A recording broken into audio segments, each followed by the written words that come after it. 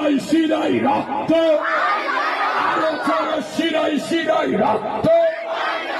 দেখো আল্লাহর নবী আমেনার লালের গোলাম বাঘের মতো আসছে, যিনি দরবারের পীর, রাজপথের বীর, বাংলার তৃতীয় সালাউদ্দিন আইয়ুবী, পীরজাদা আব্বাস সিদ্দিকী ভাইজান, নারায়ে তাকবীর, নারায়ে তাকবীর।